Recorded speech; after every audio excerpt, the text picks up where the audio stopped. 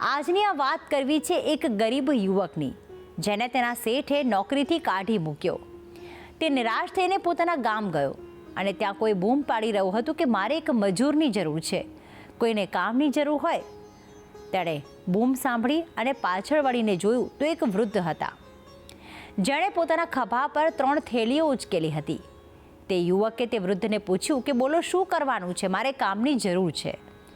તે વૃદ્ધે તેને કહ્યું કે આ 3 થેલીઓ તારે ઉઠાવવાની છે.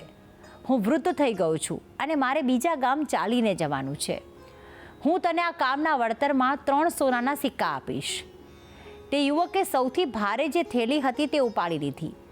થોડું ચાલ્યા પછી તે યુવકે પૂછ્યું કે બહુ જ ભારે છે, આ થેલો શું છે? આમાં છે શું?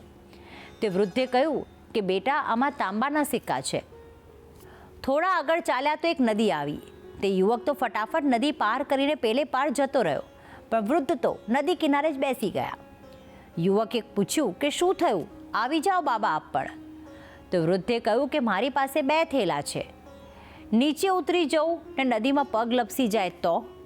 2 થેલા નહીં, 1 થેલા સાથે નદી પાર કરી શકું છું. શું તું બીજો પણ એક થેલો લઈ લઈશ? હું તને બીજા 3 સોનાના સિક્કા આપીશ. તે બંને થેલા લઈને હવે તે આગળ વધ્યો. ત્યારે યુવકે પૂછ્યું કે બાબા, આ બીજા થેલામાં શું છે? તો વૃદ્ધે તેને કહ્યું કે બેટા, આમાં ચાંદીના સિક્કા છે. તે બાબા વારંવાર તે યુવકને જોઈ રહ્યા હતા. તો યુવકે કહ્યું, બાબા, મારે પર શક ના કરતા, હું ઘણો જ પ્રામાણિક છું. મારા શેઠે મને પૈસાની હેરાફેરી કરવાનું કહ્યું તો મેં ના પાડી, તો તેણે મને નોકરીથી કાઢી મૂક્યો. આગળ હવે એક પર્વત આવ્યો, જેને પાર કરીને આ વૃદ્ધને બીજા ગામ પહોંચવાનું હતું. તે વૃદ્ધ તો ફરી રોકાઈ ગયા. તેમણે કહ્યું કે એક થેલો હજુ પણ મારી પાસે છે, આને લઈને હું પર્વત નહીં ચડી શકું. તો તે યુવકે ત્રીજો થેલો પણ લઈ લીધો. તે વૃદ્ધે બીજા 3 સિક્કા આપવાની પણ વાત કહી. તે યુવકે રસ્તામાં હવે પૂછ્યું કે બાબા, હવે ત્રીજા થેલામાં કયા સિક્કા છે? તો બાબાએ જવાબ આપ્યો કે બેટા, આમાં સોનાના સિક્કા છે.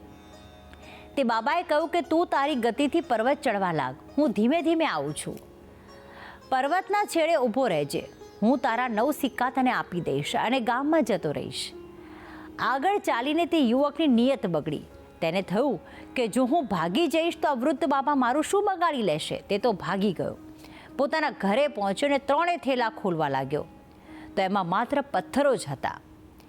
છેલ્લા થેલામાં એક ચિઠ્ઠી હતી, જેમાં લખેલું હતું કે હું આ રાજ્યનો વૃદ્ધ રાજા છું. મારે કોઈ સંતાન નથી, જેથી હું પ્રામાણિક ઉત્તરાધિકારીની શોધમાં છું. જો તું આ થેલા લઈને ન ભાગ્યો હોત તો તું આ રાજ્યનો રાજકુમાર હોત. આ વાત એ શીખ આપે છે કે પ્રામાણિકતાથી વધુ કોઈ શક્તિશાળી નથી. પ્રામાણિક વ્યક્તિ અચૂક સફળ થાય જ છે. અને હવે આને લગતો જ એક સુવિચાર પણ સમજી લઈએ. આજનો સુવિચાર: વિચારોમાં પ્રામાણિકતા લાવો પહેલા, આચારમાં આવતા તેને વાર નહીં લાગે.